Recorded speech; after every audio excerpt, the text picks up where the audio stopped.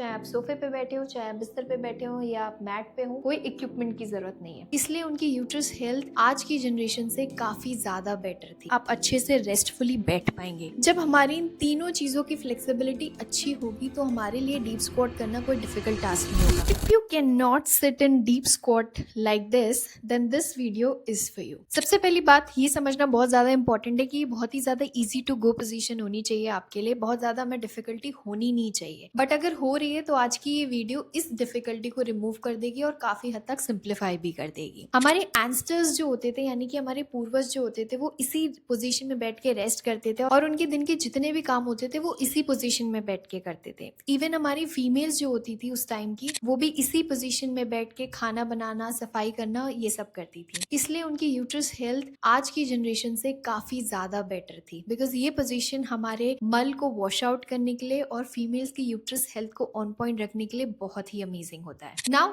आज इस वीडियो को हम ब्रेक डाउन करेंगे 3 पार्ट्स में। सबसे पहले पार्ट में हम काम करेंगे आपकी हिप्स की फ्लेक्सिबिलिटी पे, सेकंड पार्ट में हम काम करेंगे आपकी नी की फ्लेक्सिबिलिटी पे, और थर्ड पार्ट में हम काम करेंगे आपके एंकल की फ्लेक्सिबिलिटी पे। जब हमारी इन तीनों चीजों की फ्लेक्सिबिलिटी अच्छी होगी तो हमारे लिए डीप स्क्वाट करना कोई डिफिकल्ट टास्क नहीं होगा, बिकॉज जब आपकी हिप्स में फ्लेक्सिबिलिटी अच्छी होगी तो आपको पीछे सपोर्ट मिलेगा, आप अच्छे से रेस्टफुली बैठ पाएंगे। जब आपकी नी की फ्लेक्सिबिलिटी अच्छी होगी तो आपकी नीज बेंड होने में आपको प्रॉब्लम नहीं देंगे, और जब आपकी एंकल की फ्लेक्सिबिलिटी अच्छी होगी तो इस तरीके से आपके एंकल्स हवा में नहीं होंगे, they will be on the ground. मैं आपको इन तीनों चीजों को इम्प्रूव करने के लिए 3 अमेजिंग से स्ट्रेच शेयर करने वाली हूँ और उन स्ट्रेचेस को आपके साथ प्रैक्टिस करने वाली हूँ। And by the end of this video I promise you कि आपका डीप स्क्वाट काफी हद तक इम्प्रूव हो जाएगा। And practising these stretches for at least 1 week आपके स्क्वाट में काफी ज्यादा आपको इम्प्रूवमेंट मिलेगा। तो without any further delay, let's get started with the video.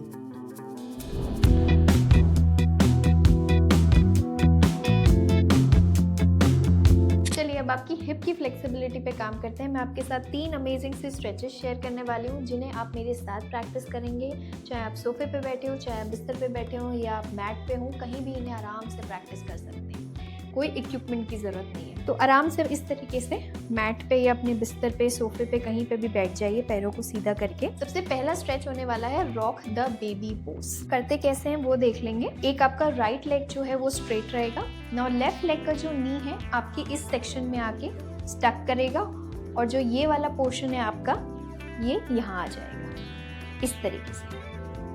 और फिंगर्स को इंटरलॉक कीजिए, कोशिश कीजिए, अगर इंटरलॉक नहीं हो पा रही है तो इस तरीके से आप पकड़ सकते हैं। ये भी डिफिकल्टी है तो एक रोप ले लीजिए बीच में इस तरीके से, और आपका जितना भी ये शिन एरिया है उसको चेस्ट से टच कराने की आपको कोशिश करनी है। और इस सारी प्रोसेस में बैक को हच नहीं करना है, बैक को स्ट्रेट रखना है एंड होल्ड। इस तरीके से आपको होल्ड करना है। बहुत ही अमेजिंग स्ट्रेच आता है आपके हैमस्ट्रिंग्स पे और आपके सारे ये हिप रीजन पे। बहुत अच्छा आपको स्ट्रेच महसूस होगा आपके इस वाले एरिया पे, हैमस्ट्रिंग्स पे, और थोड़ा बहुत जो है वो थाइस पे भी आ रहा होगा। इस तरीके से होल्ड करना है। जब आपकी ये ग्रिप अच्छी हो जाए तो आपको हल्का सा पुश करना है, इस तरीके से स्विंग करना है लेफ्ट साइड में हिप्स को। इस तरीके से स्विंग कीजिए पुश करते हुए। ये थोड़ा सा स्ट्रेच को और अग्रेसिव कर देगा आपके लिए। अब इस स्ट्रेच को हम अपने लेफ्ट लेग और राइट लेग दोनों से प्रैक्टिस करेंगे for 15 seconds each side. Let's do it.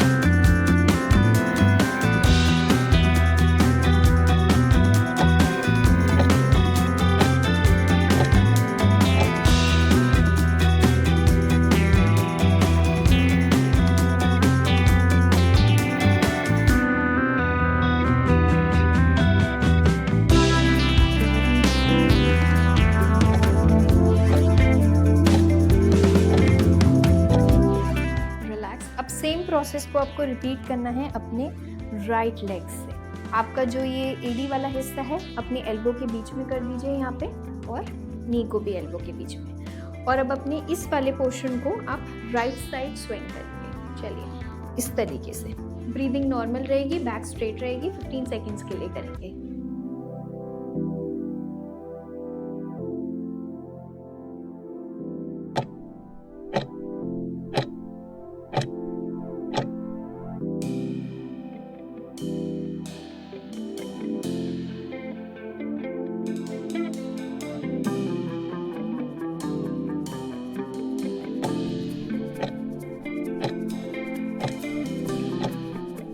Relax. अब आता है हमारा दूसरा stretch, that is your butterfly stretch. इसे हिंदी में तितली आसन भी कहते हैं। इस तरीके से पैरों को फोल्ड करके अपने पेल्विक रीजन के पास लाइए और आपको इस तरीके से स्विंग करना है लेग्स को ऊपर नीचे। जिस तरीके से बटरफ्लाई के जो फेदर होते हैं वो स्विंग करते हैं, उसी तरीके से आपको अपने पैरों को स्विंग करना है ऊपर नीचे इस तरीके से। 15 सेकेंड्स तक करके देखते हैं ताकि हमारे पैरों में एक अच्छा सा स्ट्रेच आए और हमारे हिप्स भी अच्छे से स्ट्रेच हो।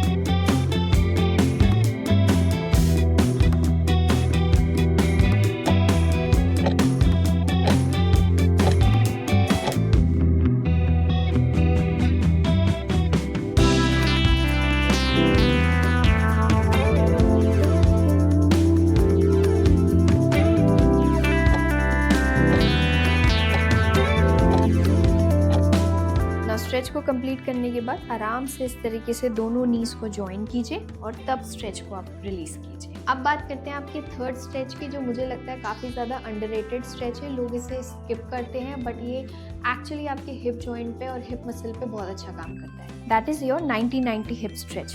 करना कैसे है वो देख लेते हैं। इस तरीके से मैट के सेंटर पे आ जाइए। नाउ सबसे पहले आप अपने लेफ्ट नी को 90 डिग्री पे प्लेस कर दीजिए इस तरीके से। करेक्ट पोस्चर ले लीजिए। उसके बाद अपने राइट लेग को 90 डिग्री पे प्लेस करेंगे इस तरीके से। नाउ सबसे पहले तो आप यहीं कंफर्टेबल होइए। जब ये कंफर्टेबल हो जाए तो आपको सेम दोनों पैरों को एक साथ उठाते हुए अपने राइट साइड में पहुंच जाना लाइक दिस। और सेम प्रोसेस को पीछे हैंड का सपोर्ट ले लीजिए और इस तरीके से कीजिए। इसे हम बोलते हैं 90-90 हिप स्ट्रेच। एक 90 डिग्री का एंगल बन रहा है। अब इसको नेक्स्ट 15 सेकंड तक प्रैक्टिस करते हैं।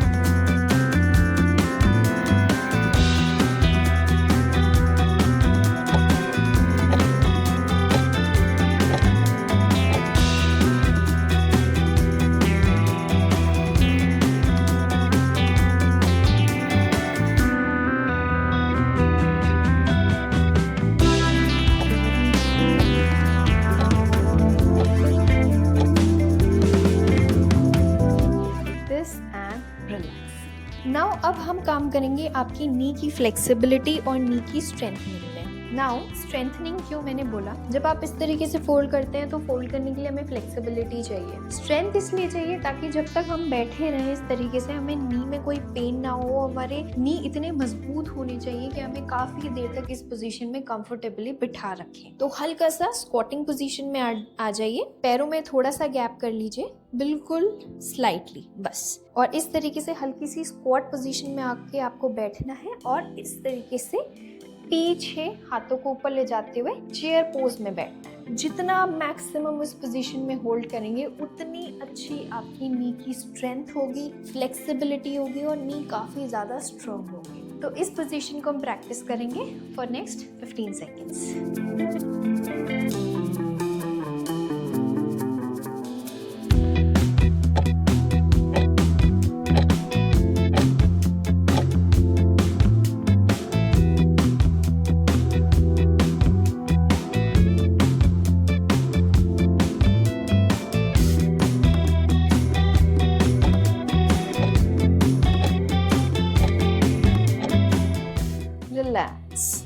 आई नो कुछ लोगों को काफ़ी ज़्यादा पेन हुआ होगा, दैट इज़ नॉर्मल। वो इसलिए क्योंकि आपकी नी की कंडीशनिंग में थोड़ी सी कमी है, इसलिए इस स्ट्रेच को आपको ऑलमोस्ट डेली प्रैक्टिस करने की ज़रूरत है। नाउ हमारा सेकेंड स्ट्रेच है इस तरीके से स्टैंडिंग पोस्चर में एंकल रेसेस। ये सारा प्रेशर आपकी नीज पे डालते हैं और साथ ही साथ एंकल को भी स्ट्रेच करते हैं। इस तरीके से करना है। Inhale, raise your ankle up, exhale slowly down, inhale up, exhale down, inhale up, exhale down.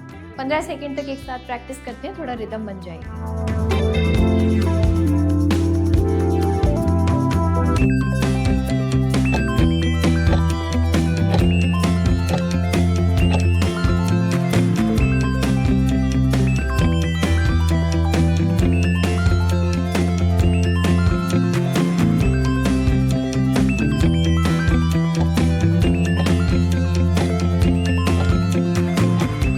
अब बात करते हैं आपकी एंकल की मोबिलिटी और फ्लेक्सिबिलिटी के लिए। नाउ सबसे सिंपल स्ट्रेच है, इस तरीके से दंड आसन में बैठ जाइए और एंकल को क्लॉकवाइज डायरेक्शन में रोटेट करना शुरू करिए। बहुत ही अच्छा स्ट्रेच महसूस होता है आपके एंकल के जॉइंट्स को। तो इस तरीके से क्लॉकवाइज डायरेक्शन में और एंटी क्लॉकवाइज डायरेक्शन में हम इसे 15 सेकेंड्स के लिए रोटेट करेंगे।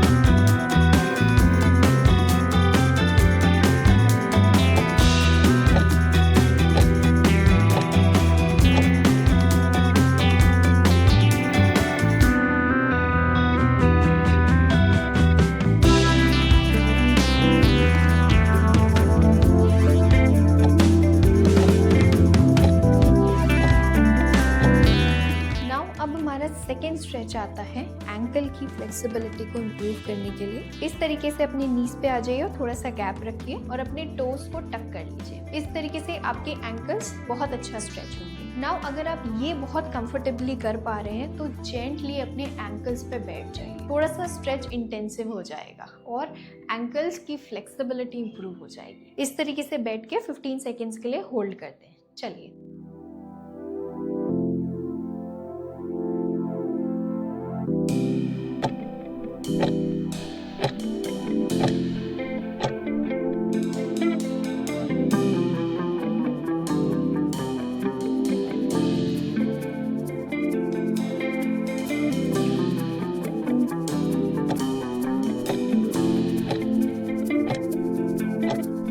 Now relax.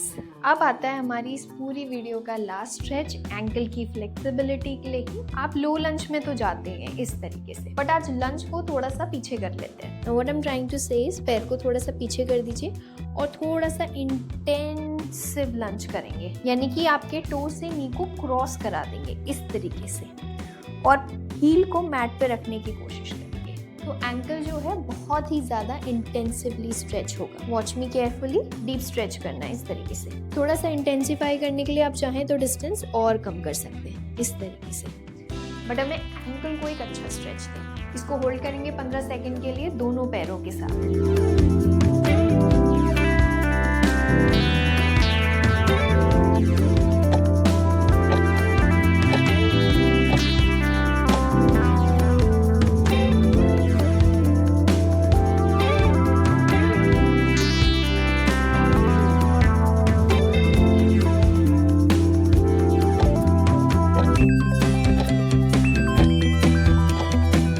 Let's do it with our left leg also, guys.